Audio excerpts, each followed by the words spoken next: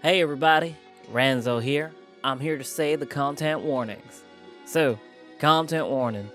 This story uses strong language and makes references to topics such as alcohol, sex, and drug use, and is intended for 18 plus audiences. Viewer discretion is advised. It's quite a fancy one. Floor to ceiling windows, contemporary interior. I definitely can't afford it. Sure. Great. Let's see if they have a table.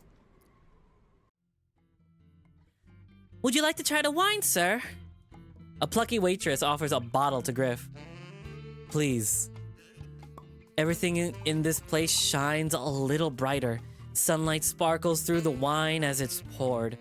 Griff's eyes shine as well. He sips. Lovely. Thank you. The waitress nods, smiling, and steps away with a snap of the heel. Looking downwards at our salads, I can't help but feel unfilled already. Didn't want to look greedy. Griff raises his glass to mine. Cheers. I take a drink. The waitress is very cute. I love, again, the art style's also cute. I can't, it's so good. The wine is pleasantly dry, full-bodied, with a note of, you don't know what the note is. It tastes of wine. I'm taking my first bite, Griff folds his arms and asks, So, Mr. Coates, where do you see yourself 10 years from now? Don't talk with your mouth full. Griff waits patiently. I play into the tone he sets. Well, I've spent the last 10 years developing my niche, my brand. Still working on your art then? I shake my head. Music? I shake again. What then? What's the brand? You've certainly got a brand around town. Best not to mention that. I guess I'm still working it out. Free spirit. Not quite that poetic. You must have something. You said things were moving up. I turn the leaves in my mouth, peppery and slick with olive oil. It buys me time to think of what to say. I wasn't really happy with what I made. Doing it for unis stressed me out. Trying to do it outside of unis stressed me out too. I wear a smile. It wasn't meant to be. Griff pauses. That doesn't sound like the Riley I know. I hold that smile. Maybe I'm not. He looks me up and down. You sure look different, but that's to be expected. But when I saw you yesterday, even with the new look, I knew that was you. Griff twists the fork into the bed of leaves. You have a tell. Tell? What do you mean? The way you look at things, you sort of... He tilts his head to the side. His eyes flick to different points in the room, resting there for a while before moving on to the next. I don't do that. Do I? It's something I've always picked up on. He flicks them back at me. You observe things. I find myself as unwilling participant in a staring contest. He's laser focused. The wind from the bay makes itself visible in the fabric of his shirt. It creases against his statuesque stillness. It makes waves through the white awing behind him. Its form... You're doing it again. I was just... It's no problem. It's not a problem. It's nice, really. That's why I don't believe you when you say you don't make stuff anymore. The attention must go into something. Maybe one day I'll give it another go. You were a lot less stable when you were making art. More self-absorbed. Just not right now. I take a quick bite too small to be considered a proper mouthful. You know, when I saw you yesterday, I had a hard time believing it. Do you believe it now? I can't help but chuckle. No, I don't. Why not? It was just so long. I thought you were gone for good. He reaches across the table, gently grabbing my wrist and giving it a little shake. There. This help? I feel my ears swivel back from embarrassment. He's toying with you. What I mean is, look, things actually got worse for a while after you left. A lot of things. His grip loosens. Do you want to talk about it? Not right now. It was a while ago. A lot happens in a decade. I get it. A decade? That makes it seem even longer. I'm on the other side of it now, though. I suppose I'm working out what I'm doing now I'm here. You're being a bit too open about all of this. I trust him. It's a fine place to be in. Speaking of the present, what you've been up to today? Helped Ranzo get some things moved into his mom's place. How is he? A bit. I'm not sure. There's this weird feeling at that place. How come? Not to pry. There was some talk about his dad. They're doing a memorial service for him. Oh, sorry to hear that. Did he pass away recently? No, actually, his grandma died a few years back, but the dad thing is weird. He left when Ranzo was a teenager. Deadbeat. And out for cigarettes type, huh? He wasn't that type you'd expect for that. No alcohol or anger problems. Didn't smoke. Always seemed pretty friendly. Ranzo said the last thing he saw of him was taking his mechanic tools out one night. Is that what he did then? He worked at the garage. Did roadside repair too. He'd been doing a lot of late calls. That one night he didn't come back. They found his car along the coast. What do you think happened? Mid-bite, I wonder if the extraneous details are worth covering. Some people thought he might have been attacked or committed suicide. Nothing pointed to either, really. Police looked into it, but they didn't really get anywhere, as usual. A few people had theories, but to put it simply, he had an affair. So, I was kind of right on the deadbeat thing. How come that didn't come up earlier? Well, it's unconfirmed. A few people said they seen him with a woman some nights north up the coast, matched up with the times Ranzo said he's gone out for roadside work. Don't think she was local. So, an Emmett, right? Am I using the term right? Pretty much. That's why people think they left up country somewhere. Or somewhere else. So why a memorial? Doesn't seem like he'd be worth remembering. The affair is just a possibility. I guess that's the problem. Nobody really knows what happened. If he's dead or not, he may as well be. I think the memorial gives everyone some closure. I have to say, you're killing this. A dead grandmother, suicide, abandonment. You really know how to set the mood.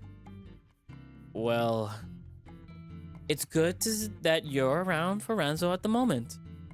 Sounds like he might need it. He's pretty much my best mate. I couldn't not be there. So where has he been? Hello, gentlemen. How are you finding everything?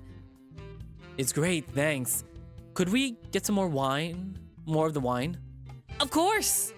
She tops our glasses with while Griff makes approving chatter with her about the weather. When the waitress leaves, Griff turns his attention back to his plate. There's a silence. A gap in conversation. What's wrong? He's been making the effort to carry this whole thing. He asked the question, picked the wine, kept things rolling. I feel out of place in this restaurant and in this conversation. Say something. Start a conversation. I don't know what to say. What is there to say? What do you want to know? Are you seeing anyone at the moment? His eyes go wide for a second. A shallow laugh. He brings a napkin to his mouth. I've seen some people. Seen? You know what he means. I've had some interest. Here and there. On and off. I haven't decided to lash anyone to the mast yet, though. God. It's kind of tricky, though. I'm never in one place long enough to put down roots, let alone really consider something like that an option. You should put down roots here. You should quit your job and move here, and then you consider it an option? Yeah, I bet. I guess it comes with the territory, right? Guess so. How about you? Anyone? Oh, yes. O'Reilly has the pick of the lay-by.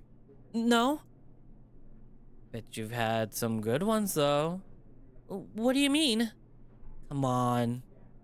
When we were young, you'd take me for walks by the sea. You'd draw, you'd paint, you'd write songs. You're a romantic, Riley. It's written all over you. I don't know about that. Don't hide it. Tell me about all the teenage crushes. Bad idea. The first loves. Even worse idea. The whirlwind boyfriends. Hell, maybe even girlfriends if the years gave you a change of heart. Definitely not. Do you really want me to? Do it in your own Riley way. Paint a scene. Please don't do this. Well, I close my eyes. Blot out the world around me. Do my best to ignore my own calls to stop. Whoa.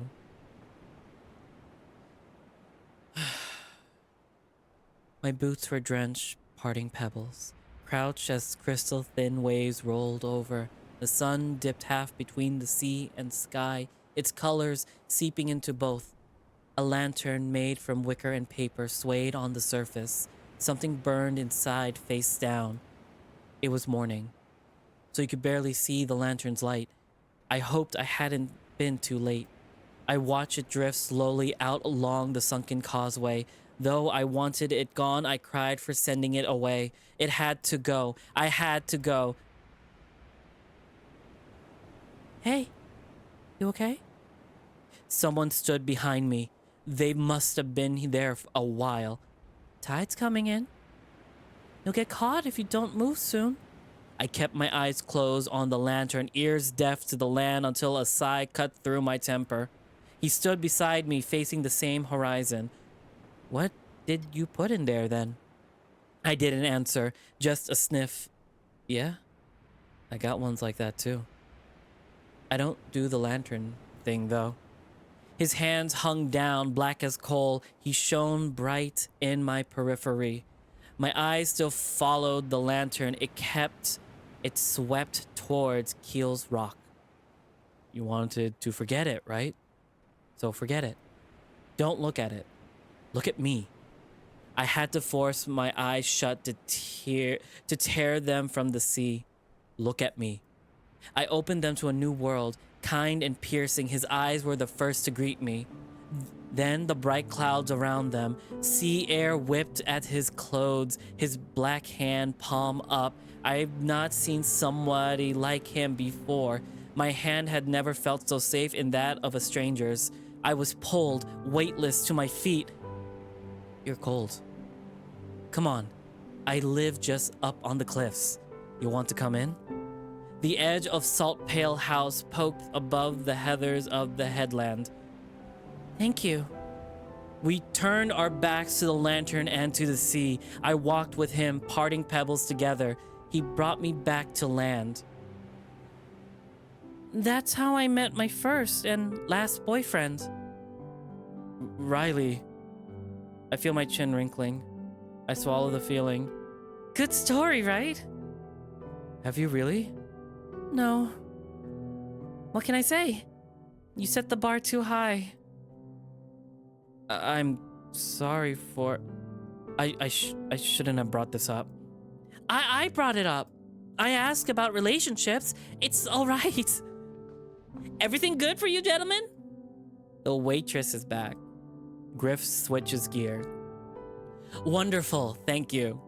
Would you like to see the Deploy the life jacket. Can we get the bill, please? Oh, of course. She pulls out a black book and a card reader. Riley, are you alright? I'm fine, really.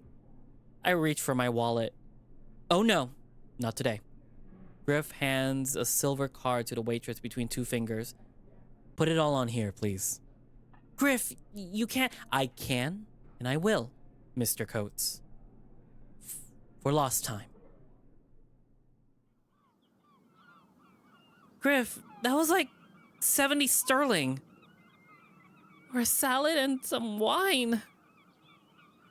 Only with the tip.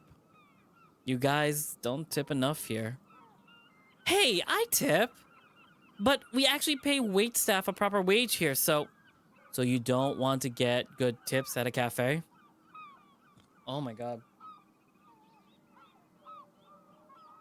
Oh my god, I feel so bad for Riley. The bar was set too high for him, and now he's just going in and out. Oh my god. Give me a second. Oh my god.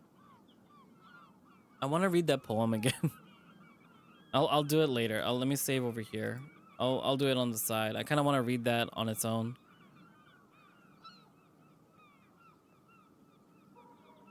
I didn't say that.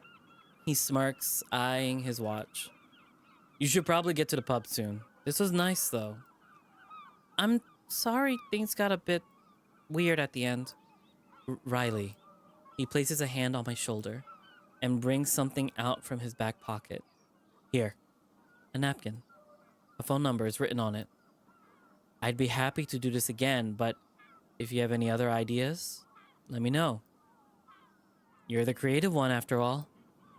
I take the napkin in my hand. Hold on to it as tight as you can.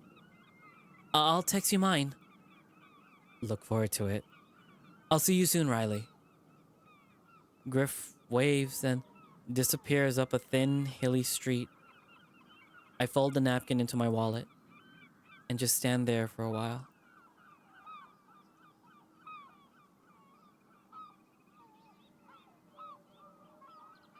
How did I pull that off?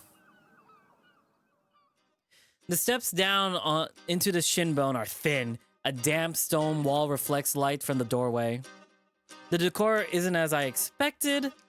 It's a sort of a mix between retro speakeasy and mid-century acid trip. Definitely an upcountry investment. Also, can we just like this? The beat's really nice.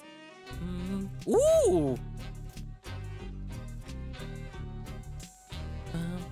The music playing is an equally mismatched cocktail of genres. The patrons are a varied two, many of them likely from Liverson crew. There's a round table towards the back where two figures sit talking.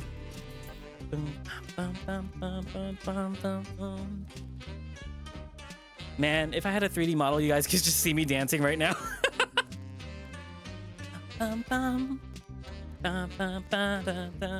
Like, this is the type of bar I would go to. I would love to go. Oh, I miss doing that. Just hanging out in bars. One has a look on her face of intense, patient understanding. It seems a little forced. The other is cradling a beer stein between two yellow talons. I pace over with the rhythm of the music. They haven't noticed me yet. I don't want to talk about that side of things. I get it. I get that. I understand that, but... Ooh, sounds juicy. Hang back. But what? I know it's difficult, but I think you need to let him settle before... Despite my careful approach, Sal catches me. Oh, hey, Riley. I wave to the both of them and pull up a chair next to Joe. Thought you said this place had live music. Oh, yeah. It's more of DJs, if anything. Sometimes a guy comes in with an acoustic and does jazz covers of top 40 songs.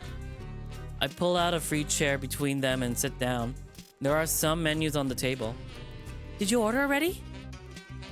Sal wanted to wait. I'm starving. Come on, Riley, enable me. I skim the page. Classe burgers. Breaded cod.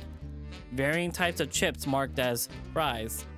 There's an option down the bottom with a big green V stamped on it. Swinging fillet. Cauliflower. Joe said you were going to get dinner before you came here. I did. Wasn't very filling. What are you getting? The full act of cod. Loaded fries, extra fillet. You, Sal? I'm not taking any chances, just getting chips. All right. You've eaten already. You put enough weight over winter. I'll keep it light. I'll get some of these sweet potato things. The door by the bar opens. Billy's tall ears. The door by the bar opens. Billy's tall ears brush along the door frame before falling flat to his back. He spots us and strides over to take a seat. What's on, Billy? All right. What have you been up to? Went for a bike ride, just 30 miller. That feels wrong for his voice. Went for a bike ride, went for a bike ride, went for a bike ride, went for a bike ride, just a 30 miler. That's nothing, pussy. Do 50. I was going to, but I'm taking the piss. Take the piss when you can do 10, lightweight. Anything other than training? Not really. You've earned this then. I slide a menu across the table to him. His eyes search the page thoroughly. He bites his lips and leans back, letting the menu fall on the table. I'll get the cauliflower thing without the bread. Ronzo's not meeting us till later. We can order now. You two hold the table. All right. Billy's checking something on his phone. It reminds me that I have unfinished business on mine. I take the slip of paper in hand, slipping a claw between the creases. I half expected it to open to nothing. A big joke. But it isn't. There's a number. Though whether it's really his is to be determined. Adding Griff to my contacts feels uncanny. A name I'd only known in memory now sits among those of friends and family. I'll say something now. It's always strange seeing a chat window with nothing in it yet, a blank slate. My thumbs hover over the keyboard, each one unwilling to make the first move. Struggling through the trepidation, I force one down. I start to write. My thumbs pick up the pace, knitting letters into words and words into sentences. Rewriting, rephrasing, improvising. I work with the precision of an architect. Any structural weaknesses could lead to catastrophe. Trepidation returns as I hit send. But I finally do it. Hey, Griff. It's Riley. That's it? Oh no, it's not enough. I scramble to piece together something else. It was good to see you today. Text me back when you can. X. No, X? What have you done? You sent a kiss.